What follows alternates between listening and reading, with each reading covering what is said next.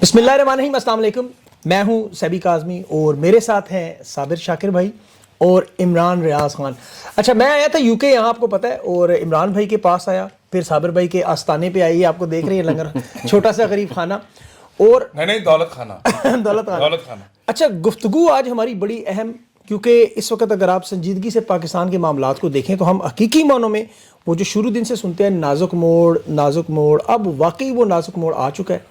International حالات، پاکستان کے حالات، اگر آپ ان تمام چیزوں کو ایک اچھا اب سبھی بھائی صابر بھی سنیں، یہ اب بات اوپن ہو چکی ہے. بات یہ ہے کہ آپ نے کہا نا سنجیدگی سے دیکھنے کی، نہیں، اب سنجیدگی سے دیکھنے کی بالکل ضرورت نہیں ہے.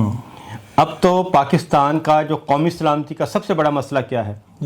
سب سے بڑا مسئلہ ہے تسکین کی سٹوری، بشرا کی تسکین. ہاں، سب سے بڑی سٹوری جو ہے یہ ہے تسکین کی سٹوری.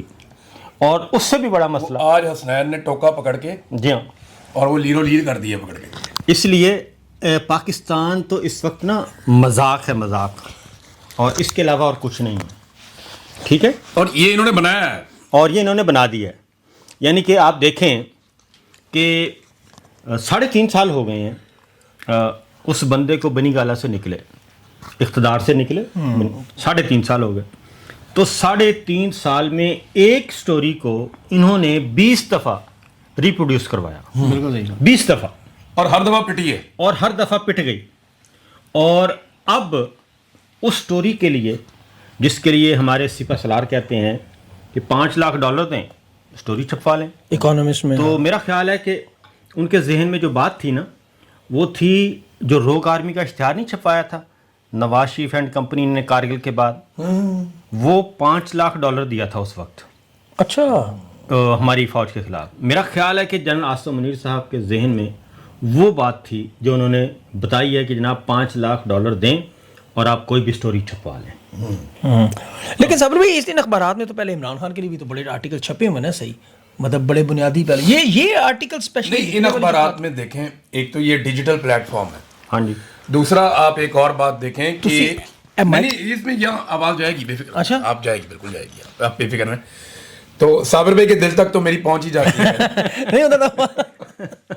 تو ہماری آواز بغیر مائک کے بھی پہنچتی ہے. اس کو پہلے ایک اچھا، اس دن بارسلونا میں ایسے ہی ہوا تھا، مائک کے بغیر بھی لگے رہے. ایک جملہ جو ہے نا صابر بھائی نے بولا، ہمیں نا ساتھ ساتھ اپنے جملوں کو ٹھیک بھی کرنا پڑتا ہے. وجہ یہ ہے کہ پاکستان میں مائکروسکوپس لے کر بیٹھے ہوئے ہیں، عدسے لگا کر بیٹھے ہوئے ہیں، اور باقاعدہ وکیل بٹھائے ہوئے ہیں کہ انہوں نے پڑھو کسی طرح. اگر صابر بھائی 3.5 سال پہ یہاں پہ ہیں، اور 3.5 سال میں پورا رجیم مل کر ان پر ایک کیس نہیں بنا سکا، تو انہیں ورلڈ کلاس انعام ملنا چاہیے کہ انہوں نے جو جرنلزم یہاں سے کیا، پوری ریاست مل کر ان کے خلاف ایک کیس بھی نہیں کر سکی. یہ تو بھائی ان کو، آپ کو آنر یہ دینا چاہیے. اب پتہ کیا، ملک پاکستان مذاق بنا ہوا ہے، یہ صابر بھائی نے کہا. اس کو تھوڑا سا میں کھولنا چاہوں گا کہ یہ مذاق انہوں نے بنایا ہمارے ملک کا. بنانا ریپبلک انہوں نے پاکستان کو بنایا، اس کا قانون ختم کیا، اس کا آئین ختم کیا، اس کے اندر انسانی حقوق ختم کیے، اس کا پورا مینڈیٹ چوری کر لیا، اس ملک کے اندر ہر چیز کو تباہ و برباد کر کے ملک کو ایک مذاق بنا کے رکھ دیا. یہ انہوں نے کیا، تو وہ اس لیے صابر بھائی نے بولا کہ پاکستان ایک مذاق انہوں نے بنایا ہوا ہے. آپ نے آج ایک بات جو ٹویٹ بھی لگی ہوئی میرے پیج پہ کہ آئین کے نفع میں پستول چل گیا. یہ بات حقیقت ہے کہ جس طرح آئین کا کھلواڑ ہوا، جو تباہی بربادی، جس طرح عدالتیں سمیٹی جا رہی ہیں، بالکل. ابھی دیکھیں وہ لاہور میں جسٹس عالیہ نیلم صاحبہ نے جس طرح کہا کہ عمران خان کے وکیل جو وکالت نامہ سائن کر کے گئے ہیں، اب عمران خان جیل میں ہے تو آپ دوبارہ سائن کروائیں. انہیں پتہ ہے کہ کسی نے سائن کرنے دینے ہی نہیں، تو وہ کیسز ہی نہیں ہوں گے، وکیل لڑے گی. عدلیہ تو کنٹرول ہے صابر بھائی. اب عدلیہ میں تو کوئی، آپ کو دیکھیں، ہم ہی عدالتوں میں جاتے تھے نا. عدلیہ ہے ہی نہیں، عدلیہ کا وجود انہوں نے ختم کر دیا. ایک اور بات آپ کو بتاؤں کہ یہ جو آپ نے کہا ہے نا کہ آئین اپنی اصل شکل میں موجود ہے، یہ میں آپ کو لکھ کر دیتا ہوں. آئین نے پلٹ کر وار کرنا ہے ان پہ، اور ایسا وار کرے گا آئین کہ یہ بچ نہیں سکیں. پھر آئیں بائیں شائیں کرتے رہے. کیونکہ جو سمجھدار لوگ تھے نا، سمجھدار جو ڈکٹیٹرز تھے، انہوں نے کبھی بھی آئین کو ڈیمولش نہیں کیا. جنرل ضیاء الحق آئے، 11 سال انہوں نے اقتدار کیا، انہوں نے 1973 के आइन को एक साइड पे रख दिया, ठीक है, और उन्होंने अपना एक खेल खेलना था, वो एक खेल खेला।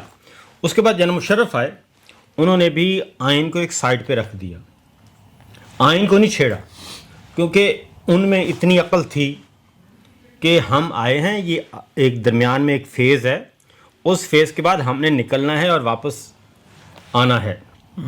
इस दौरान ज़ियाउल हक ने क्या किया, ज़ियाउल हक साहब ने भी 11 साल के बाद एक इंडेमनिटी ली 8वीं तरमीम की सूरत में, और जो कुछ किया था उस पर वो मोहर लगवाई पार्लियामेंट की, और एक तफसीली बहस हुई। उसके बाद कुछ चीज़ें मान ली गई, कुछ नहीं मानी गई। उसके बाद ज़ियाउल हक साहब आए, परवेज़ मुशर्रफ आए, उन्होंने भी जब इलेक्शन करवाए इंडेमनिटी ली, एक साइड पे हो गए। उनका जो हुआ है ना ट्रायल, वो 12 अक्टूबर 99 का नहीं हुआ, वो इंडेमनिटी ले चुके थे। उनका ट्रायल हुआ है 3 नवंबर 2007 से इमरजेंसी, उसमें वो सजाए मौत उनको हुई है। इसलिए ये जो जनरल आसिम मुनीर साहब है ना, ये तो बिल्कुल ऐसे लगता है कि इनकी या तो ये खुद इंतहाई नाअहल हैं, या इनकी टीम में कोई एक बंदा भी ऐसा नहीं है, या उनकी ये बात नहीं सुनते कि जो इनको बता सकें कि आप हर रोज़ अपने लिए एक नया गड़ा खोद रहे हैं। ये हर रोज़ एक नया गड़ा है, 26वीं तरमीम हो, 27वीं तरमीम हो, वफाकी आइनी अदालत हो, आइनी बेंच हो, इलेक्शन चोरी हो, आपका मुरीद के हो, आपका 26 नवंबर हो, आपका 9 मई हो, आपका आज़ाद कश्मीर हो, ये गड़े हैं। इनको अल्टीमेटली इस गड़ों में ना सब ने गिनना है। वो हसीना वाजिद को जो सज़ा हुई है ना, उससे खौफ फैला हुआ। हसीना वाजिद को जो सज़ा हुई है 2009 में, ये ट्रिब्यूनल उसी ने बनाए थे। हाँ जी, उसी ये कोर्ट उसी का था। ये अदालत उसका अपना है जिसमें उसको सजा हुई। हाँ, ये अदालत मैं पढ़ रहा था थोड़ी देर पहले। ये अदालत हाथों की लगाई हुई, उन्हें दांतों से खून, ये अदालत उसी ने बनाई थी। और 15 साल इक़्तिदार रही, 15 साल का इस्तिस्ना रहा। उसके बाद आप देख लें उनका हशर क्या है। इस वक्त वो मफरूर है और मतलूब हैं। बिल्कुल। इमरान भाई, ये जो इकोनॉमिस्ट का आर्टिकल जिस पे बाकायदा बुशरा बीबी के हवाले से ये सारी की सारी की इमरान खान की हुकूमत वो चला रही थी, जनरल फैज़ का भी वही सारा नैरेटिव जो और तो कुछ नहीं। ऐसा कुछ मामला आपके साथ भी, जब आपको इन लोगों ने कस्टडी में कुछ प्रेशर डालते रहे कि बुशरा बीबी के बारे में आप? देखिए, मैंने पहले भी बताया कि 3-4 चीज़ें हैं जिन पे ये पाकिस्तान की मिलिट्री एस्टेब्लिशमेंट बहुत परेशान थी जी। और ISI के जिन लोगों के पास मैं था, उनकी ड्यूटी थी कि वो बाकी लोगों को भी करते होंगे। अब मैं तो हर एक के सामने, वो मेरे साथ तो नहीं इन्वेस्टिगेट करते मेरे सामने, लेकिन मुझे उन्होंने जिन चीज़ों के बारे में कहा, और बाद में जब मैं बाहर आया तो कुछ लोग मुझे मिलने आए जो पकड़े गए थे। कुछ सियासतदान हैं, कुछ दूसरे लोग हैं, इवन कुछ हमारे बेचारे जर्नलिस्ट भी थे। तो उनसे एक ही तरह की चीज़ें वो करते थे। एक, उन्हें फिक्र थी इस बात की कि ये सारा कुछ जो भी पाकिस्तान में हुआ है इसको इकट्ठा करके इमरान खान के खाते में डाल दें। वो ये कहते थे कि आप ये गवाही दें कि ये जो 9 मई और ये सारी चीज़ें, मैंने कहा जी मैं तो 9 मई वाले दिन था ही कहीं, मैं तो एक जगह पे बैठ के इसके ऊपर तजिया कर रहा था, और जो कुछ आपने किया वो भी रिपोर्ट किया, जो दूसरा हुआ मैं एक एक चीज़ को रिपोर्ट कर रहा था। रिकॉर्ड उठा के आप देख लें, मैं वो कर रहा था, एक जर्नलिस्ट करता है बिल्कुल अपने स्टूडियो से। मैं तो कहीं ट्रेवल ही नहीं किया, निकले गई नहीं। दूसरा, वो ये कहते थे कि जनरल फैज़ हमीद से तुम लोगों की कितनी मुलाकातें और कितनी। ISI के लिए सबसे ज़्यादा परेशानी की बात यह थी कि मैं इस आदमी को अपनी ज़िंदगी में कभी मिला ही नहीं। यानी उनके तोते उड़ गए जब मैंने कहा कि मैं तो फैज़ हमीद को मिला ही नहीं अपनी लाइफ में कभी। उन्होंने कहा फ़ोन पे बात, मैंने कहा जी मैंने उसकी आवाज़ नहीं सुनी कभी ऐसे फ़ोन पे। कोई उसका बंदा मेरे से रब्ता करता हो तो वो भी नहीं हुआ कभी है। मैं कभी इस आदमी को ही नहीं मिला। मैंने जो किया अपनी मर्जी से किया, खुद किया। मैं इसको जानते नहीं। अच्छा आप एक काम करें, मैंने उन्हें ये कहा, उन्होंने कहा जी आपको जनरल फैज़ के खिलाफ गवाही देनी पड़ेगी, इमरान खान और जनरल फैज़ के खिलाफ। मैंने कहा ये काम करें, आप साबित करें कि मैं अपनी पूरी जिंदगी में फैज़ नाम के आदमी को मिला हूं, तो जो आप कहेंगे मैं गवाही दे दूंगा। फिर एक उनके अंदर ये था, और वो बार बार इस पे दबाव डालते थे कि बुशरा बीबी के करैक्टर के ऊपर आप अटैक करें। अच्छा, साफ कहते हाँ हाँ लिख कर लाएं। मुझे बड़े बेशर्म है, आपको क्या लगता है? नहीं, वो ऐसा नहीं है कि वो छुपा के ढका के छुपा के आपसे नहीं, वो खुलकर बात करते हैं। जब आपको हथकड़ियां लगी हो ना, कुर्सी के पीछे आपको यूं बांधा हुआ हो और आपकी आंखों पे पट्टियां बांधी हो, ऊपर बोरा चढ़ाया हो, सामने बैठे हुए बेशर्म को ये पता भी हो कि ये मुझे नहीं देख सक रहा, फिर वो कुछ भी बोलता है। कहते जी आप बुशरा बीबी जो है उसके बारे में गंदी बातें करें, हम आपको पेपर देंगे। वो पेपर मुझे उन्होंने दिए, मैं जाके देखा उसके ऊपर, तो वो गंद उन्होंने लिखा हुआ था کہ کوئی گندی سے گندی کہانی لکھنے والا وہ باتیں نہیں لکھ سکتا. غلیظ ترین باتیں انہوں نے لکھی ہوئی تھی. میں کبھی دہرانا نہیں چاہتا, دہرا بھی نہیں سکتا یار. غلاظت تو یہاں تک ہے نا کہ ایک دن مجھے وہ بولتا ہے کہ 2 عورتیں لے کر آئے لڑکیاں, تم ان کے ساتھ ویڈیو بناؤ. مجھے بہت دکھ ہوا اس دن کہ یار یہ کیا بکواس ہے. انہوں نے کہا تم ویڈیو بناؤ, پھر ہم اس کو اپنے پاس رکھیں گے. جب کبھی ہمیں لگے گا کہ تم کہیں اپنے ٹریک سے اتر رہے ہو تو ہم وہ ویڈیو جو ہے وہ آپ کے خلاف استعمال کریں گے. ادروائز ہم ساری زندگی اس کو استعمال نہیں کریں گے, وہ ہماری آرکائیو میں رہے گی. ہمارے پاس بے شمار لوگوں کی ہے. اچھا ہاں, آپ یہ ویڈیو بنا لیں 2 خواتین کے ساتھ. میں نے پھر چنگی سنائی ان کو, انہوں نے مجھے سنائی. کرتے کراتے پھر بعد میں وہ نہیں ہوا. اب بشرا بی بی والا معاملہ, لیکن جس معاملے پہ میں نے ان کو سب سے زیادہ پریشان دیکھا وہ میں آپ کو بتاتا ہوں. وہ ارشد شریف والا معاملہ تھا. ان کو اس بات کا پورا یقین ہے کہ جس دن وہ کرسیوں سے اتریں گے اس دن پاکستان کا پورا میڈیا ارشد شریف کا مدعی بن جائے گا. ڈیفینیٹلی, بالکل بالکل. ان کو اس بات کا پورا یقین ہے کہ جس دن ان کے پاس طاقت نہیں رہے گی, پاکستان کی عدلیہ اپنے آپ کو حق اور سچ ثابت کرنے کے لیے ان کو کم سے کم لٹکا دے گی. کیونکہ دیکھیں نا, عدلیہ نے اپنے آپ کو میڈیا میں سچا ثابت کرنا ہے. میڈیا نے ساری دنیا کو بتانا ہے کہ عدالت انصاف دے رہی ہے. تو میڈیا سے ریلیٹڈ سب سے بڑا کیس کون سا ہے؟ اس سے بہت ڈرتے تھے. وہ مجھے بار بار کبھی کہتے تھے انڈیا نے مارا, کبھی کہتے تھے اس نے مارا, کبھی کہتے اس نے مارا, کبھی مجھے ڈراتے تھے دیکھا ارشد شریف کا کیا انجام ہوا. یعنی وہ ان کے مختلف تفتیشی جو آتے تھے ہر ایک کی الگ سوچ تھی. میں نے اب دیکھیں, اب صابر بھائی بیٹھے ہوئے تو فائدہ اٹھائیں. صابر بھائی میں یہ سامنے میں نے یہ نکالا بھی ہوا ہے. ہاں جی, ایک ہماری نا بڑا زبردست ڈاکومنٹ ہے 12 مارچ 1949 کا. جب پاکستان بنا تو اس کے لگ بھگ 1.5 سال کے بعد یہ ڈاکومنٹ آیا تھا. یہ ہے جی قرارداد مقاصد, آبجیکٹو ریزولوشن. یہ آبجیکٹو ریزولوشن ہے کہ یہ اس کے تحت آئین بنے گا.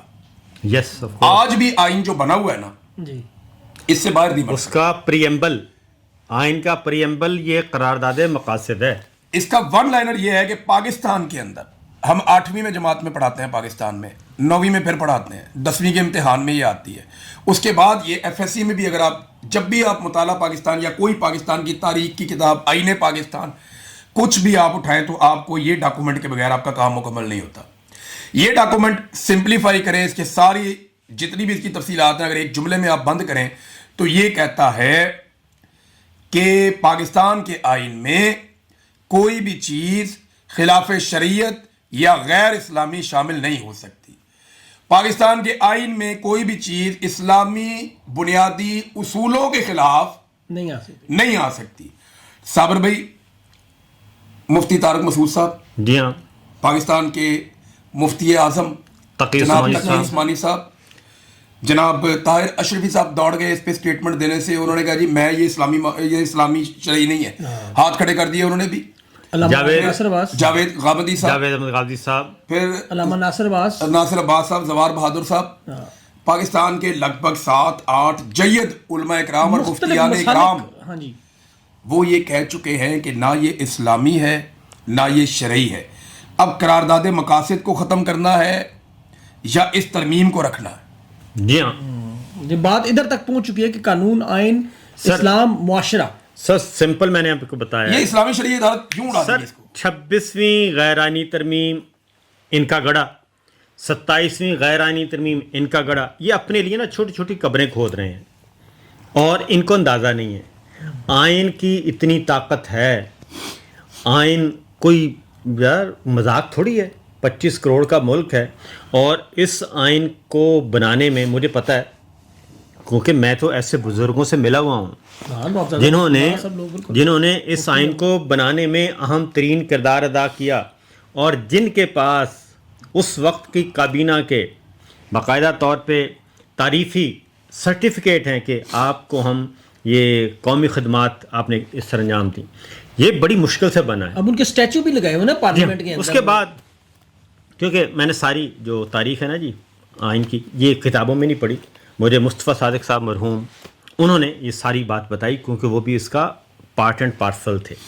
اور بہت سارے اس آئین کو بنانے میں ایسے بھی گمنام سپاہی اور گمنام رہنمائیں جن کا تذکرہ ہی نہیں ہے.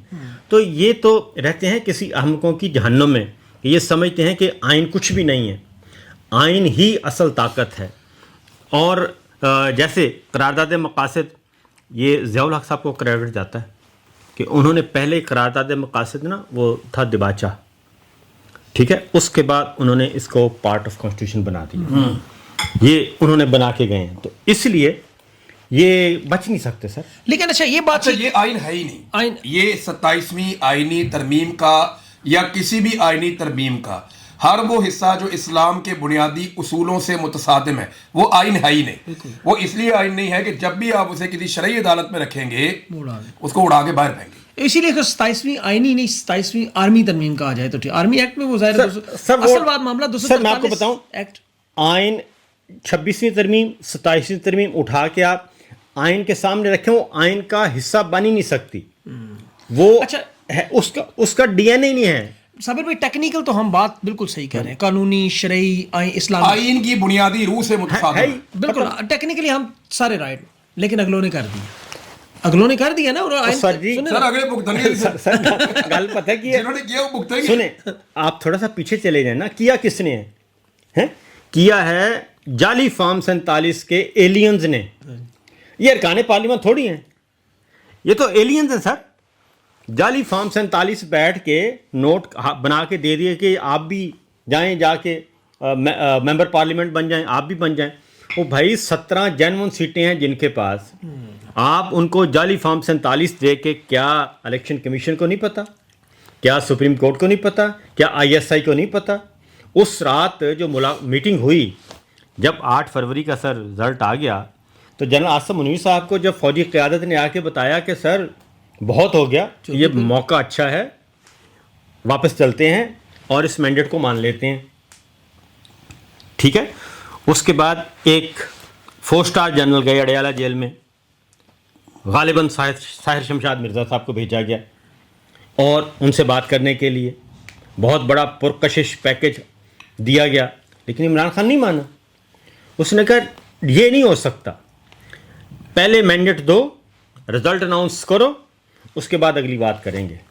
اور پھر یہ اسی ساحر شمشاد مرزا کے پیچھے پڑ گئے. ان کو یہ عہدہ ختم کرنا پڑا. ایک منٹ یار دیکھیں, آپ ہمیں قرآن پاک کی آیتیں سنا کے کوئی استثنا لے لے. ہاں جی یار یہ تو پوری فوج کی توہین ہے نا. مجھے بتائیں, ہمارے لاکھوں فوجی ہیں, وہ بندوقیں اٹھا کے بارڈر پہ کھڑے ہیں, وہ جان دینا چاہتے ہیں. یہ ان سب کی توہین نہیں ہے استثنا؟ بالکل ان سب کی توہین ہے نا. ہمیں سنائیں قرآن پاک کی آیات شہادت کی, اور ہمیں شہادت کی خوشخبریاں, ہم سے قربانی مانگے اور خود استثنا لے لیں. دیکھیں نا, جو اللہ کی فوج ہے وہ اسرائیل کی حفاظت کرے گی کیا؟ جس قرارداد کو پاکستان نے آج ووٹ کیا ہے وہ کہتی کیا ہے؟ وہ کہتی ہے آپ جو نہتے اور کمزور اور مظلوم فلسطینی جن کے پاس اپنی بچت کے لیے کوئی ایک بھی ہتھیار ہے انہیں آپ غیر مسلح کر لیں. کیا اس قرارداد میں کہیں پہ لکھا ہے کہ اسرائیلیوں کو غیر مسلح کیا جائے؟ بڑا انٹرسٹنگ. یہ بات ذرا غور سے دیکھیں. ایک منٹ, لڑائی کس کس کی ہے؟ اسرائیل فلسطین, اسرائیلیوں کی اور فلسطینیوں کی. نہتا کس کو کرنا ہے؟ فلسطینیوں کو. اور کرنا کس نے ہے؟ کرائے کی فوج نے. یہ میں آپ سے عرض کر رہا ہوں نا, یہ کیا. اور سرحد کس کی محفوظ بنانی ہے؟ اسرائیل کی. اور بفر زون کس کے فائدے کے لیے بن رہا ہے؟ اسرائیل کی. اور ایکچولی محفوظ کس کو بنانے جا رہے ہیں جو حفاظت میں رہے؟ اسرائیل. غیر مسلح جنہیں کرنا ہے حماس کو, وہ کس سے لڑتی ہے؟ ان سے اسرائیل. سر ہمیں چونڈن نہ بیچیں, ہمیں چونڈن چٹا دیتے ہیں کہ ہم بیت المقدس کی حفاظت کے لیے جا رہے ہیں. یار تمہیں وہاں پہ کسی نے نماز بھی نہیں پڑھنے دینی.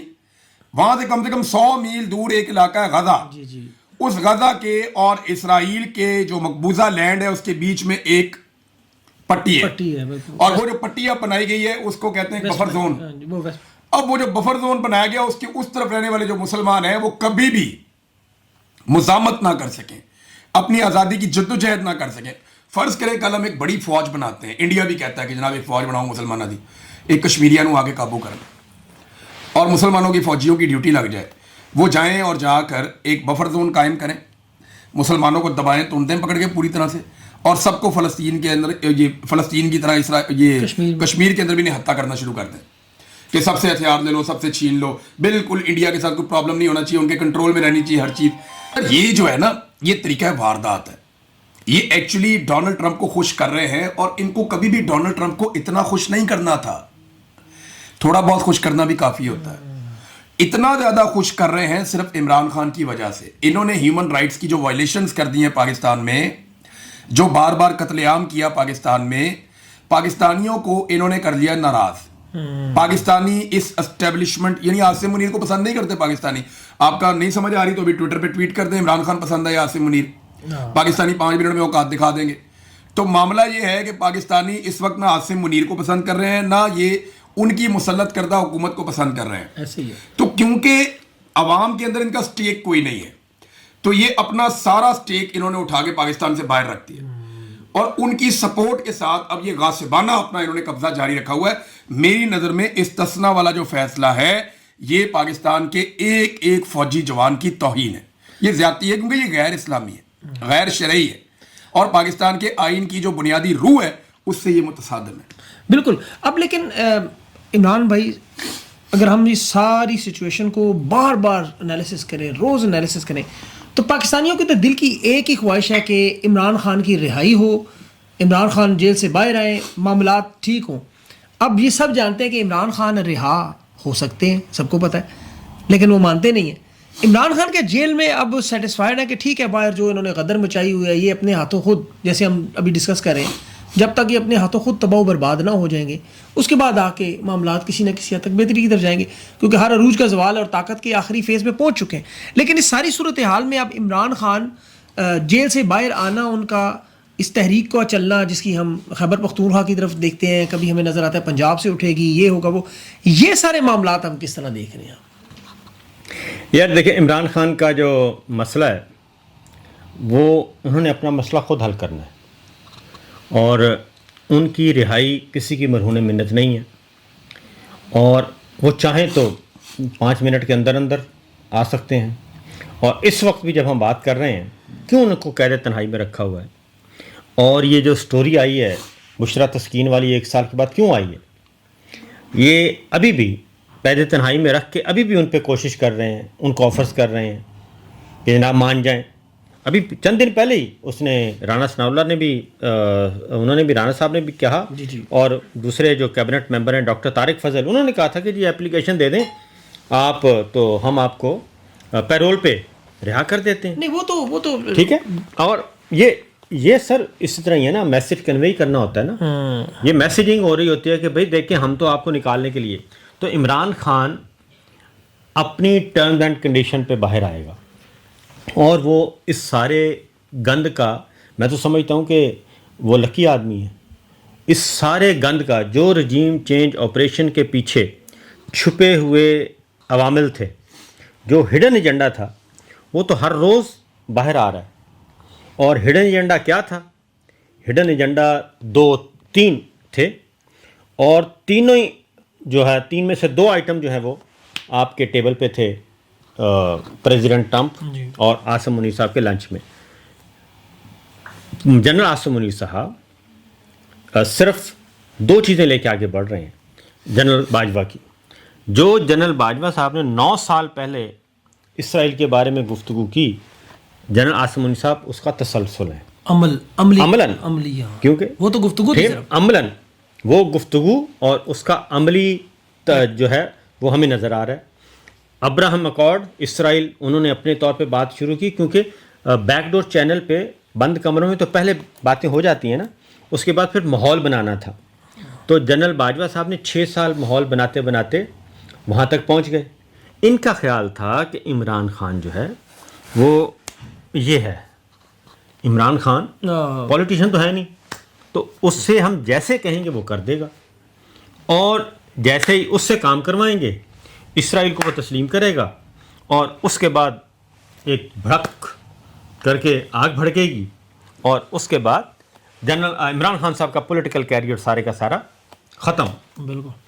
اچھا یہ تھا معاملہ, لیکن وہ ہو گیا سارا. اب درمیان میں اب یہ خیبر پختونخوا میں جو حکومت بدلی ہے, سہیل افریدی ہے, پہلے اب گنڈا پور صاحب نے بڑا نقصان پہنچایا ہے ویسے حقیقت دیکھی جائے اس تحریک کو جو عوامی طاقت تھی. لیکن اب سہیل افریدی کے آنے کے بعد وہاں خیبر پختونخوا میں نظر آ رہا ہے کہ جو مزاحمت یا جو عمران خان کا نظریہ تھا, اب آپ کو کیا لگتا ہے کہ اس میں کوئی فرق پڑے گا یہ 24 نومبر کو؟ دیکھیے جو مومنٹم 2024 میں بن گیا تھا وہ ابھی تک نہیں بنا. بلا وجہ ہمیں گیم نہیں اٹھانی چاہیے کسی کی, جو سچ ہے وہ سچ ہوتا ہے. جی 2024 الیکشن کا سال تھا, لوگ بہت غصے میں تھے اور جو مومنٹم اس وقت بنا تھا وہ بڑا شاندار مومنٹم تھا جس کو گنڈا پور نے ضائع کر دیا. दूसरा गंडापुर साहब का एक प्रॉब्लम ये था कि वो एफर्ट करना बंद कर दी थी उन्होंने। वो इस बात के बिलीवर बन गए थे कि फ़ौज के साथ बातचीत करके ही इमरान खान को बाहर निकाला जा सकता है जी।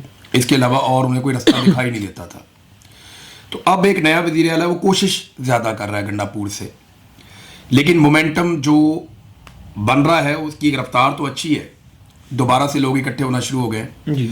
लेकिन अभी ये वहाँ नहीं पहुँचा जहाँ ये पिछले साल पहुँच गया था। हमें देखें, आंखें बंद करके नहीं बैठ सकते, जो दिखाई दे रहा है उसके ऊपर बात करनी पड़ेगी। जो मोमेंटम 2024 में अवाम का था वो 2025 में अवाम में गम गुस्सा तकलीफ दुख बहुत ज़्यादा है, लेकिन वो मोमेंटम अभी वहाँ तक पहुँचा नहीं। जब ये तहरीक आगे बढ़ेगी और खैबर पख्तूनख्वा के अंदर लोग इसके साथ जुड़ते जाएंगे तो तब हम बहुत सारी चीज़ों का एनालिसिस कर सकेंगे। देखें, गंडापुर साहब ने तो जेल जाना ही छोड़ दिया था, वो अडयाला जाते ही नहीं थे। अभी रात गए तक वहाँ पे इमरान खान की जो फैमिली है वो जेल के बाहर बैठे हुए हैं। बुशरा बीबी वो सारे वहाँ, सॉरी बुशरा बीबी कह रहा हूँ, अलीमा खान वगैरह वो धरना दे के बैठे हुए हैं और उनकी बात ही कोई नहीं सुन रहा। अच्छा इमरान भाई, मोमेंटम सॉरी एक बात, ये अभी 2025 तो बदतरीन साल है इस लिहाज से, अवाम के से मईशत तबाह बर्बाद, अमनो अमान में सबसे ज़्यादा नुकसान हुआ है। कुदरती आफात देख लें, अगर आप पाकिस्तान की SIFC से लेकर जितने मामलात उठा लें, हर चीज़ में तबाही और बर्बादी। 2025 आपको पता है खत गुर्बत हर चीज़ उसमें नंबर 1 पाकिस्तान जो है वो इन तमाम तबाही पर। तो अवाम के लिए इससे पाकिस्तानी लोगों और क्या लवाज़मात हो, उसकी वजह क्या है? उसकी मैं आपको बताता हूँ। सियासत में देखें, क्योंकि पाकिस्तान में मिलिट्री रूल रहता है ना जी, तो हर आर्मी चीफ जब आता है तो उसका एक विजन होता है, वो आप उससे इख्तलाफ कर सकते हैं, ठीक है ना। जनरल मुशर्रफ से जब जनरल कियानी साहब की तरफ गया तो वो दहशत गर्दी के ख़िलाफ़ जंग का अगला फेज़ शुरू हुआ, ज़रब अज़ब, रद्दुल फसाद, सवात ऑपरेशन, और राहिल शरीफ साहब ने उसको कंटिन्यू किया। बाजवा साहब के पहले 3 साल, फिर अफ़गानिस्तान से गैर मुल्की फ़ौजों का इनखला, ये बाजवा साहब। जनरल आसिम मुनीर साहब के पास उनका विजन क्या है? उनके 3 साल किस चीज़ में गुजरे? आपको हैरानी होगी, उनके 3 साल इसमें गुजरे कि मुझे DDISI के अहदे से क्यों हटाया, मुझे क्यों निकाला, इमरान खान ने क्यों निकाला, बुशरा बीबी ने क्यों सपोर्ट नहीं की, जनरल फैज़ हमीद ने मुझे क्यों रिप्लेस किया। ये 3 साल उनके इसी इंतकाम में गुजर गए। इसके अलावा तो उनके पास उनकी क्रेडिट में क्या है?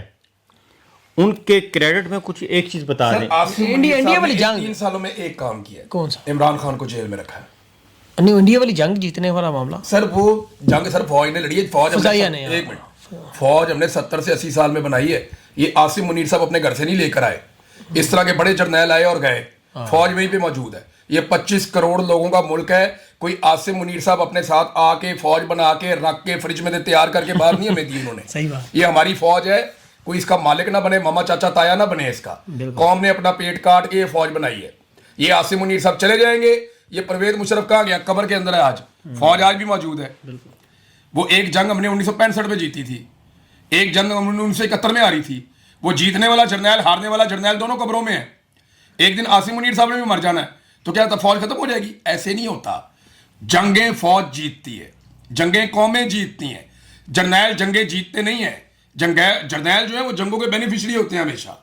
पूरी दुनिया में ऐसे ही होता है। जर्नैल जो है वो जंगों के बेनिफिशियरी होते हैं। आसिम मुनीर साहब का वाहिद कारनामा 3 साल में एक ही है कि इमरान खान जैसे बंदे को, जो पब्लिक के अंदर बेहतरीन मकबूल है, और इतना मकबूल है कि आज तक पाकिस्तान की तारीख में कोई इतना मकबूल अवाम के अंदर नहीं हुआ। इतने मकबूल आदमी को, इतने बड़े लीडर को उन्होंने जेल में 3 साल तक बंद रखा। मैं एक बात कैटेगोरिकली आपके प्रोग्राम में कहता हूं, लोग कहते हैं जी कोई इमरान खान को सपोर्ट करता है तो क्यों करता है, या उसके मौक़िफ़ को। सर, आज जिसने पाकिस्तान को सपोर्ट करना है ना, उसे इमरान खान के साथ खड़ा होना पड़ेगा, क्योंकि पाकिस्तान में 2 पोल्स आ गए हैं आमने सामने। ये इमरान खान है, ये आसिम मुनीर है। आसिम मुनीर नुमाइंदगी कर रहे हैं डिक्टेटर्स की, नुमाइंदगी कर रहे हैं आइन शिकनों की, नुमाइंदगी कर रहे हैं जुल्म की, जबर की, फस्तायत की, मैंडेट चोरी की, नुमाइंदगी कर रहे हैं आलमी इस्तेमार के सामने सजदा रेज होने की, नुमाइंदगी कर रहे हैं बंद कमरों के फैसलों की, नुमाइंदगी कर रहे हैं ख़वातीन की बेहुरमती की, नुमाइंदगी कर रहे हैं उस नवाज शरीफ की जिसको पाकिस्तान से धक्के मार के निकाला गया। आज इमरान खान वो दूसरे पोल के ऊपर खड़े हुए हैं जो अवाम की और 25 करोड़ अवाम की नुमाइंदगी है। तो आपको इन दोनों में से एक चूज करना पड़ेगा। इनके बीच में खड़े होकर ना आप 3 में ना 13 में, دیکھیں جو آدمی کہتا ہے نا میں صحیح اور غلط کے بیچ میں نیوٹرل ہوں, اسے چاہیے کہ وہ رب سے دعا کر کے بکری پیدا ہو جائے. اسے چاہیے کہ وہ رب سے دعا کر کے کہہ دے کہ مجھے ایک بکری پیدا کر دے, مجھے ایک مرغی پیدا کر دے, مجھے ایک لکڑی بنا دے, ایک اینٹ بنا دے, مٹی کا ڈھیر بنا دے, مجھے یہ بنا دے. بھئی اگر آپ کو رب نے اشرف المخلوقات بنایا ہے تو ان دونوں پول میں سے ایک کو چوز کرو, یا عاصم منیر صاحب کے کیمپ میں جاؤ یا عمران خان صاحب کے کیمپ میں جاؤ. اور آج جو پاکستان کے ساتھ کھڑا ہے اس کو عمران خان کا کیمپ جوائن کرنا پڑے گا, اس کو ہر حال میں کرنا پڑے گا, ورنہ وہ ظالموں کی صف میں جائے گا. اچھا, یہ آپ نے بڑی انٹرسٹنگ دونوں کی جو انالوجی بتائی ہے. اس حساب سے پھر اب جو لوگ بیرون ملک اس وقت موجود ہیں, اوورسیز پاکستانی اور سوشل میڈیا, یہ تو اسٹریٹ اوے عمران خان کے ساتھ کھڑے ہیں. اندرون ملک بھی ایسے ہی ہے. میں ادھر یار اندرون ملک اگر آپ دیکھیں تو وہاں لوگ بیچارے پسے ہوئے ہیں, دبے ہوئے ہیں, کمزور ہیں. دیکھیں بات یہ ہے کہ بالکل دبے ہوئے ہیں, پسے ہوئے ہیں, فستائیت ہے, جبر ہے, لیکن الٹیمیٹلی ان سب کو نکلنا پڑے گا. عمران خان اگر سپریم کورٹ آف پاکستان اس وقت 90 دن کے اندر الیکشن کروا دیتی, 90 دن کے اندر الیکشن کروا دیتی تو آج صورتحال مختلف ہوتی. جس نے کمزوری دکھائی, جس نے یہ کہا کہ یہ آگ میری طرف نہیں ہے, تو وہ سارے کے سارے اس آگ میں کا ایندھن بن چکے ہیں. وہ خواہ میڈیا میں ہیں, خواہ وہ جوڈیشری میں ہیں, خواہ وہ وکلا میں ہیں, خواہ وہ سیاستدانوں میں ہیں. تو یہ جو بات کر رہے تھے نا عمران, جنرل عاصم منیر صاحب کے نے تو کندھوں میں نا سیاسی جنازے اٹھائے ہوئے ہیں, ان کے پلے کچھ نہیں ہے. سیاسی جنازوں کو وہ لے کر چل رہے ہیں, ان میں تعفن اٹھ رہا ہے. کب تک وہ ان سیاسی جنازوں کو کندھا دیتے رہیں گے, اور کب تک وہ آل شریف کی خدمت کرتے رہیں گے, کب تک آل شریف ان کو بچاتی رہے گی, یہ سوال ہی پیدا نہیں ہوتا. یہ جو بات ہے نا, ایک نیا نیریٹو, کل ایک وہ میں نے ابھی ٹویٹ بھی کیا کہ ایک خارجی دہشت گرد کی گواہی کی ضرورت پڑ گئی. ہاں وہ بالکل ٹھیک ہے. حالت آپ دیکھیں کیا آ گئی ہے کہ ایک خارجی دہشت, اچھا لکھا ہوا ہے بھئی کم از کم اللہ کے بندو جو بیانیہ باز ہیں, بیانیہ باز کم از کم اس کو خارجی دہشت گردی نہ لکھیں. اس کو کوئی اچھا کہہ دیں کہ جی نو مسلم مسلمان ہو گئے, ٹھیک ہے نا, ایمان لے آئے, ایمان لے, تو یہ کہہ دیتے. نہیں, لکھا ہوا ہے خارجی دہشت گرد, اور گواہی اس کی گواہی, اور پھر ٹی وی چینلز کو کہا جاتا ہے اس خبر کو ذرا اچھالو اور اس پہ باقاعدہ. اور میں کل میں حیران, علماء کرام سامنے آتے ہی نہیں ہیں. کل میں حیران ہوا کہ ایک میجر جنرل صاحب اور ایک لیفٹیننٹ جنرل صاحب وہ خارجی دہشت گرد کی جو گواہی ہے اس پہ وہ فیوز و برقات بیان کر رہے تھے ٹی وی چینل پہ. مجبور ہے وہ. اچھا عمران بھائی, بس جلدی دی چھوٹے چھوٹے سوال بتا دیں. لوگوں کو امید تو ہے کہ معاملات ٹھیک ہوں گے, لیکن کب, 3.5 سال ہو گئے, آپ بھی باہر ہیں, یہ بھی سارے مطلب ایک زندگی جو گزر رہی ہے جس انداز میں, کب ٹھیک ہوں گے یہ؟ اچھا سر, تسی پہلے دسو. میں بالکل مایوس نہیں ہوں. اچیومنٹ کیا ہے 3.5 سالوں میں, ان کی اچیومنٹ کیا ہے؟ کوئی ایک اچیومنٹ پاکستان کی معیشت, معاشرت, عدالت, وکالت, صحافت, سیاست, ٹھیک ہے, کسی ایک شعبے میں بتا دیں. ان کے پاس تو ہر روز یہ ایک نئے گند میں گر رہے ہیں, اور ان کے پاس سوائے گند کے کچھ نہیں ہے. تو لہذا بینگ اے اسٹوڈنٹ, لیکن صبر بھی, اقتدار بھی ان کے پاس ہے, طاقت بھی ان کے پاس ہے, حکومت بھی ان کے پاس ہے. ایسی اقتدار کا کیا فائدہ؟ وہ فلم ہے نا, فلم میں عزت کس کی ہوتی ہے؟ ہیرو. اچیور کون ہوتا ہے؟ ہیرو. تو اس سارے 3.5 سال کا اچیور کون ہے؟ ہیرو. وہ جو جیل میں بیٹھا ہے. بالکل ٹھیک ہے نا, پوری فلم تو وہ ہے, پوری فلم کا ہیرو تو وہ ہے. یہ تو سارے ولن ہیں جتنے بھی ہارے ہیں, مار کھا رہے ہیں, مکے کھا رہے ہیں. وہ مجھے یاد آ جاتی ہے, اقبال حسن کا بھی یاد آ جاتا ہے, پنجابی فلموں کے جڑے پرانے ولن وہ مار شار کھا کے پھر سامنے کھڑے ہو جاتے تھے. وہ پھر سلطان بھائی 2-4 مکے پھر مارتا تھا, پھر سامنے آ جاتے تھے. تو منہ انہوں دے لال ہو گئے. بظاہر ولن مطلب بڑا طاقتور لگتا ہے, لیکن اصل میں جیت ہیرو. منہ ان کے لال ہو گئے مار کھا کھا کے, اور ان کے پلے کچھ بھی نہیں ہے. تو یہ سٹوری پولیٹیکل سائنس کی, یہ سٹوری وہیں سے دوبارہ شروع ہوگی. عمران خان سے انہوں نے اقتدار چھینا, انہیں عمران خان کو اقتدار واپس کرنا پڑے گا، جی اور اس کے علاوہ اور کوئی آپشن ہے نہیں۔ یہ خود آپ زیادہ دور سر آپ زیادہ دور کیوں جاتے ہیں؟ نواز شریف کو کس نے نکالا تھا؟ پرویز مشرف نے۔ بے نظیر کو کس نے نکالا تھا؟ پرویز مشرف نے، یعنی کہ ملک سے کوئی باہر۔ ٹرانزٹ نہیں، ان دونوں کو واپس کون لایا؟ پرویز مشرف۔ پرویز مشرف۔ تو یہ تو بہت دور کی مطلب آپ کو لگتا ہے کہ عاصم منیر اسی طرح عمران خان کو لائے؟ سر عاصم منیر کچھ بھی نہیں ہے، عاصم منیر کے پلے کوئی شے نہیں ہے۔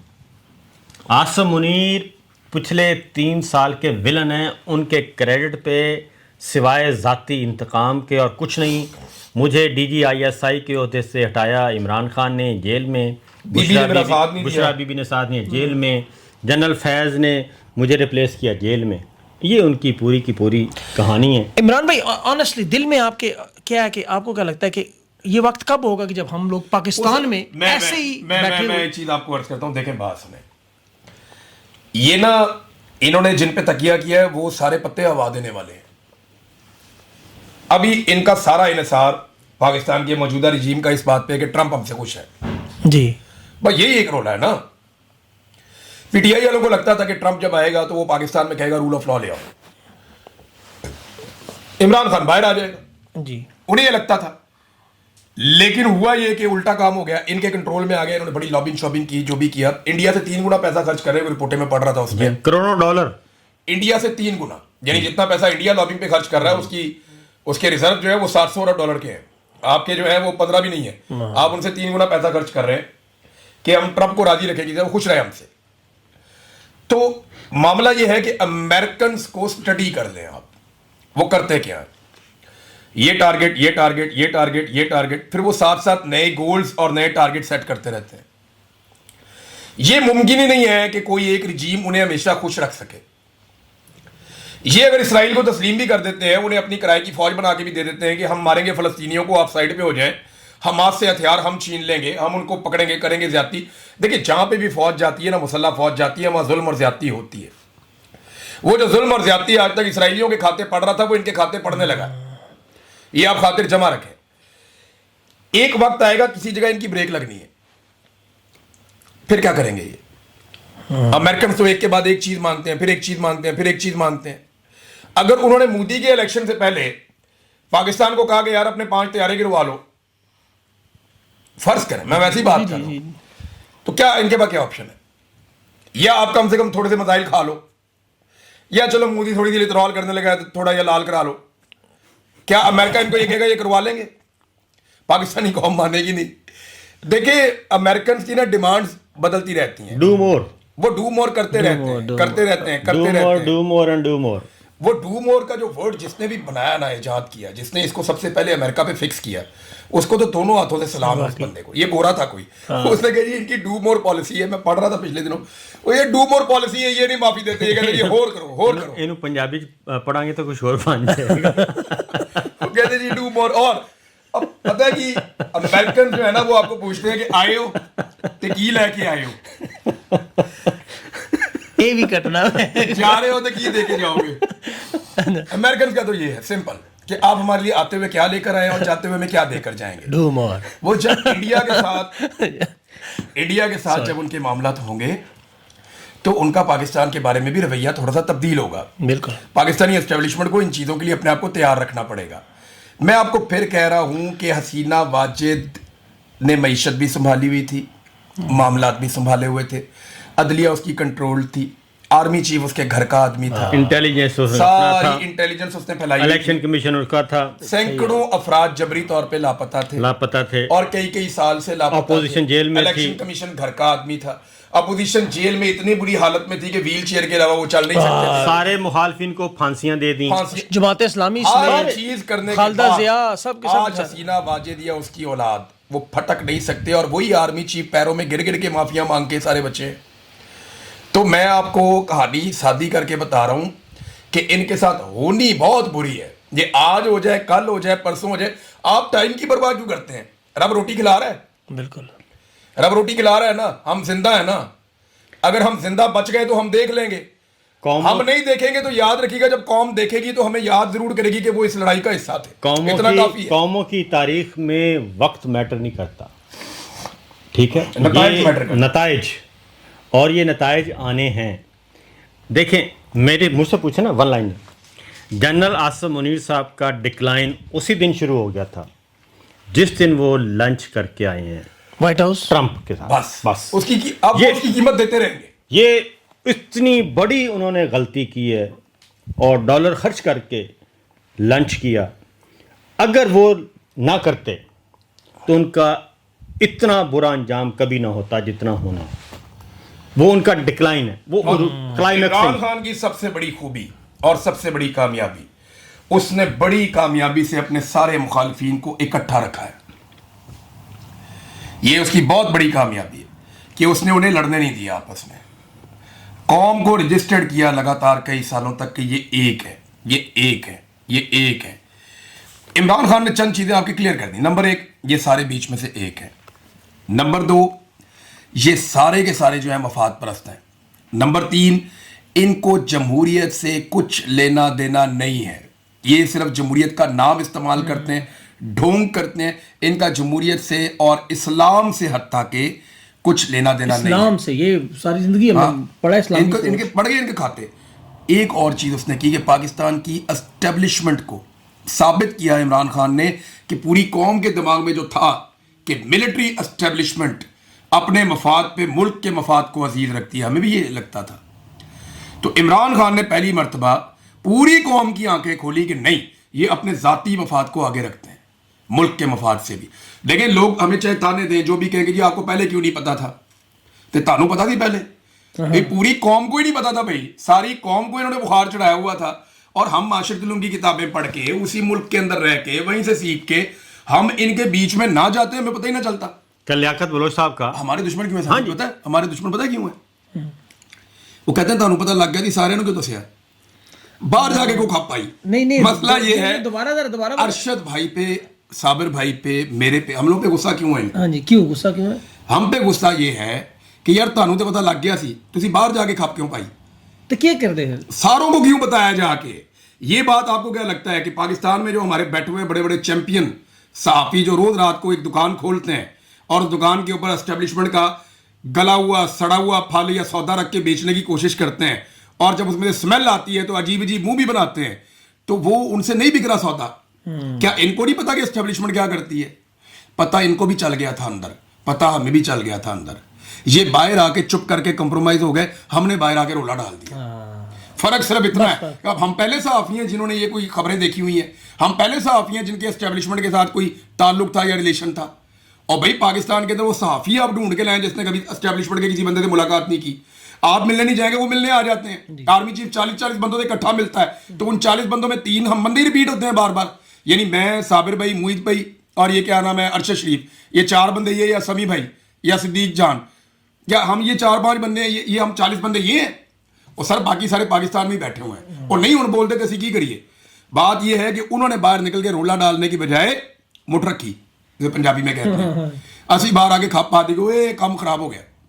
ہم نے ان کا پول کھولا اس لیے ہمارے دشمن ہے, اور کوئی بات نہیں ہے. بالکل صحیح. آخری سوال صابر بھائی, آپ کی کیا اسسمنٹ ہے انشاءاللہ؟ یہ ٹائم تو نہیں دینا چاہیے صابر کو بہت جلدی ہے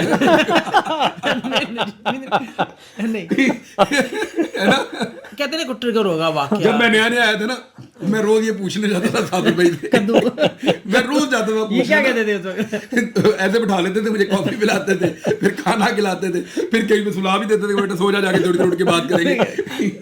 نہیں لوگ کہتے ہیں نا یار آپ ایک نئی ڈیٹ ہے. سر ہم نے کبھی ڈیٹ نہیں دی. نہیں آپ نہیں دی, میں لوگوں کی ایک جنرل پرسیپشن ہے نا کہ انشاءاللہ 3 مہینے 6 مہینے سال کو بڑا واقعہ کوئی ایک لوگوں کو کم از کم ایک آئیڈیا ہوتا ہے. ہاں یار یہ سر یہ آنن فانن ہونا. سر یہ میں دیکھیں, جو ڈکٹیٹر ہے نا وہ ڈائلاگ سے نہیں جاتا, وہ سڈن ڈیتھ, ہاں سڈن ڈی ہوتی ہے. آم کی پیٹی. ہاں نہیں وہ تو بڑی آسان موت ہے. دیکھیں پرویز مشرف سسک کے اللہ سے معافیا مانگتا رہا جو اس نے کیا. سر میں وہی کہتا ہوں کہ وہ بہت لکی تھا. سر میں کہتا ہوں کہ ایسی باتیں ہم سے نہ کہلوائیں جو ہم نے اپنی آنکھوں سے دیکھی ہیں. بالکل صحیح بات. ٹھیک ہے، ہم نے اپنی آنکھوں سے دیکھا ہے، اس لیے یہ تو کچھ بھی نہیں ہے. میں حقیقت بتا رہا ہوں. سب سمپل سی بات ہے، جنرل صاحب حافظ قرآن ہے، ان کے سینے میں قرآن ہے، اور یہ استثناء جو ہے ایک کام، باقی کام چھوڑ دیں، استثناء کا قرآن مجید میں، احادیث میں، انبیاء کرام، خلفۂ راشدین، کسی ایک مثال دے دیں، کوئی ایک مثال ہو کہ کسی نے تا حیات، تا دم وفات، تا دم قبر آپ نے استثناء مانگا ہو. استثناء کون مانگتا ہے؟ ابلیس. استثناء نہیں، استثناء وہ مانگتا ہے جس نے جرائم کیے ہوں یا آگے جرائم کرنے ہوں. ٹھیک ہے، وہ استثناء مانگتا ہے کہ مجھے پہلے دیں، تحفظ دیں، وہ مانگتا ہے. عمران ریاض کیوں نہیں مانگ رہا؟ میں کیوں نہیں مانگ رہا؟ 150 مقدمات اس پہ ہیں، میرے پہ بھی ہیں. عمران خان پہ 250 مقدمات ہیں، وہ کیوں نہیں مانگ رہا؟ صحیح بات. اس لیے کہ مجھے بھی پتہ ہے، ان کو بھی پتہ ہے، ان کو بھی پتہ ہے، عمران کو بھی پتہ ہے، ساروں کو پتہ ہے کہ ہم نے کوئی جرم نہیں کیا. ہم جس دن انڈیپینڈنٹ کورٹ میں جائیں گے اڑ جائیں گے. یہ سارے کے سارے فارغ ہو جائیں گے. ٹھیک ہے، کچھ بھی نہیں. جس نے جینون جرم کیا ہو نا، جینون، وہ مانگتا ہے استثناء، وہ پیچھے چھپتا ہے. میں تو ان کی طرح حافظ قرآن نہیں ہونا. وہ اتنے بڑے عہدے پہ بیٹھے ہوئے ہیں، قرآن پاک حفظ کیا ہوا ہے. کوئی بھی کام آپ کریں گے، بڑا کام، تو آپ قرآن پاک سے رہنمائی تو لیں گے نا. بے شک. یار ہم جیسے لوگ اتنے محتاط رہتے ہیں. مجھے ایک بندے نے فون کیا، اس نے کہا جی کہ فلاں خاتون ہے، ان کی ٹب میں ویڈیوز ہیں میرے پاس، میں نے 10 سال سے سنبھالی ہوئی ہیں. وہ کہیں پہلے ایجنسیوں کے ساتھ کام کرتا تھا، کوئی ایسا بندہ تھا وہ. تو اس نے مجھے ایک چھوٹا سا وہ بھیجا کلپ. یہ میں نے آئی ایس آئی کو بتائی یہ بات، انہیں شرم بھی آئی اس بات پہ. اچھا. جب میری انویسٹیگیشن کر رہے تھے تو انہوں نے مجھے بتایا. میں نے کہا یار جب وہ کہہ رہے تھے نا بشرا بی بی گند اچھالو، میں نے کہا تو میں نے تو اپنے بدترین مخالفین پہ بھی گند نہیں اچھالا، ذاتی زندگی میں نہیں گیا. میں نے پھر ان کو یہ مثال سنائی. وہ بندے نے مجھے اس خاتون کی ایک تصویر بھی بھیج دی، بڑی بےہودہ قسم کی گندی سی. تو میں نے اس بندے کو کہا، میں نے کہا یار تم نے مجھے کیوں بھیجی؟ کہتا میں یہ چاہتا ہوں کہ انہوں نے آپ کے ساتھ ظلم کیا تو آپ اس کو پبلک کروا دیں سر، ان کو پتہ چلنا چاہیے. اس نے اس طرح کر کے، وہ بندہ کچھ تھا جذباتی ٹائپ کا. تو قرآن پاک ہمیں کیا کہتا ہے، ہمارا رب ہمیں کیا کہتا ہے، ہمارے پیارے نبی صلی اللہ علیہ وآلہ وسلم نے کیا سمجھایا. میں نے دیکھیں، میں کوئی آرمی چیف نہیں ہوں یا کوئی وزیر اعظم نہیں ہوں، میں سادہ آدمی ہوں، نارمل آدمی ہوں. لیکن مجھے جو تعلیم میرے مذہب نے دی ہے اس کے مطابق میں نے اس بندے کو کیا کہا، میں نے کہا یار تو یہ نا ڈیلیٹ کر دے، تو اس کا پردہ رکھ، تیرا رب تیرا پردہ رکھے. تو رب ہمارا پردہ رکھے، اس کی بڑی مہربانی ہے. یہ روزانہ کبھی اٹھا کے بشرا بی بی کی فلانی ویڈیو، کبھی عمران خان کی فلانی آڈیو. یار یہ کہاں سے یار انہوں نے اسلام پڑھا ہے، انہوں نے کہاں سے دین سمجھا ہے؟ کبھی اس کی آڈیو نکال لاتے ہیں، کبھی اس کی ویڈیو نکال لاتے ہیں، کبھی کوئی بندہ لے آتے ہیں ساتھ، کبھی کالم چھپوا دیتے ہیں. کبھی ابھی ایک اور میں یہ سوشل میڈیا پہ دیکھ رہا تھا، ایک عورت کا انٹرویو کروا دیا جی میں نے اس طرح اپنے حسن کے جال میں عمران خان کو پھنسایا. ابھی یہ چل رہا ہے کچھ یہاں پہ. یار یہ کہاں سے اٹھا کے لا رہے ہیں، اور کون لا رہا ہے؟ انہیں شرم نہیں آ رہی یہ چیزیں یہ چلوا رہے ہیں میڈیا کے اوپر، اور اس کے اوپر یہ اپریشیٹ کرتے ہیں، خوش ہوتے ہیں. جو انہوں نے مجھے لکھ کر دیا وہ قرآن پاک کے منافی ہے. کہ یہ بولو بھئی قرآن پاک اگر آپ کے سینے میں ہو تو وہ صرف زبانی یاد کرنے کے لیے طوطا بن کے آپ نے رٹنا نہیں ہے. قرآن پاک آپ کو پتہ ہونا چاہیے اس میں اللہ رب العزت نے پیغام کیا دیا ہے. بالکل اس پیغام پہ آپ کو عمل درآمد کرنا ہے. یہ استثناء والا پیغام تو پورے قرآن پاک میں کہیں نہیں ہے. یہ سب سے پہلے میں اور صابر بھائی فون پہ بات کر رہے تھے، میں نے صابر بھائی سے سب سے پہلے پوچھا، میں نے کہا صابر بھائی یہ تو ہمارے دین میں ہی نہیں ہے. پھر میں اس وقت کیونکہ ویلاگ کی ریکارڈنگ ہو رہی تھی تو میں نے اس میں کہا کہ علماء اکرام ہماری رہنمائی کریں، ہمیں بتائیں کہ کیا اسلام میں استثناء کی کوئی گنجائش ہے. علماء اکرام نے بھی کہا نہیں ہے. یہ پھر لے کے بیٹھے ہوئے ہیں. آپ نے کہا ابھی آخری بات، ابلیس نے جی تاحیات اللہ تعالیٰ سے استثناء مانگا، اللہ تعالیٰ نے استثناء دے دیا اور مردود قرار دیا. قیامت تک مہلت دے دی، مردود قرار دیا، اور ساتھ انہوں نے کہا کہ استثناء ملے گا، عزت نہیں ملے گی تا قیامت، لعنت اور رسوائی ملے گی. نام ابلیس سے پھر شیطان ہو گیا. سر میں آپ کو ایک بات بتاتا ہوں کہ استثناء میں عزت نہیں ہے، یہ رب کا قانون اور قاعدہ ہے. یہ کلپ جو ہے نا آپ نے یہ کٹنا چاہیے، یہ بڑی خوبصورت جو ہے نا یہ بات کی ہے. ਵਾਕਈ ਭਾਜਨ ਤੁਹਾਡੇ ਕੋਲ ਇਹ ਕੱਟ ਲੈਣਾ ਸੀ, ਤੁਹਾਨੂੰ ਕੀ ਕਹਿਣਾ? ਨਹੀਂ ਲੋਕਾਂ ਨੇ ਕੱਟ ਲੈਣਾ, ਅਸੀਂ ਥੋੜੀ ਕੱਟ ਲੈਣਾ, ਅਸੀਂ ਤਾਂ ਪਕਾ ਕੇ ਰੱਖ ਦੇਣਾ ਲੋਕਾਂ ਨੇ। साबिर भाई ये हमारे दिल को छेड़ते हैं। वही ना, अंदर जो कहते हैं जो लगती है ना हल्की सी अच्छा ये अभी आपने एक बात की आनन फानन जो बाहर खाना खत्म हो जाएगा होटल से, चलिए चलो बस आखिरी अच्छा आनन फानन जो गल की थी ना, ये एकदम होगा बस, ये वाली बात आखिरी करें फिर सर। इसका देखें इसका हम अगर ये बता दिया तो उस वक्त पीछे रह की जाना है। आखिर दावाना अल्हम्दुलिल्लाह। लेकिन ये जब भी होगा ना, ये याद रखिएगा, अल्लाह से दुआ, ये अल्लाह रब्बुल इज़्ज़त। मैं एक चीज़ ना, मैं क्योंकि पूरा पाकिस्तान घूमने के बाद फिर पाकिस्तान से बाहर आया, साबिर भाई से मेरी पहली मुलाकात हुई, मैंने इनको पूरे पाकिस्तान की रिपोर्ट दी। मैंने कहा साबिर भाई मैं फ़लाँ शहर में गया, फ़लाँ कस्बों में गया, फ़लाँ जगहों पे रहा, मैंने लोगों के सेंटीमेंट सुने। भाईजान ये ना बारूद के ऊपर बैठे हुए हैं और ये आग से खेल रहे हैं, कोई चिंगारी नीचे गिरेगी या भस्म हो जाएंगे। सर इनके पल्ले कुछ नहीं है।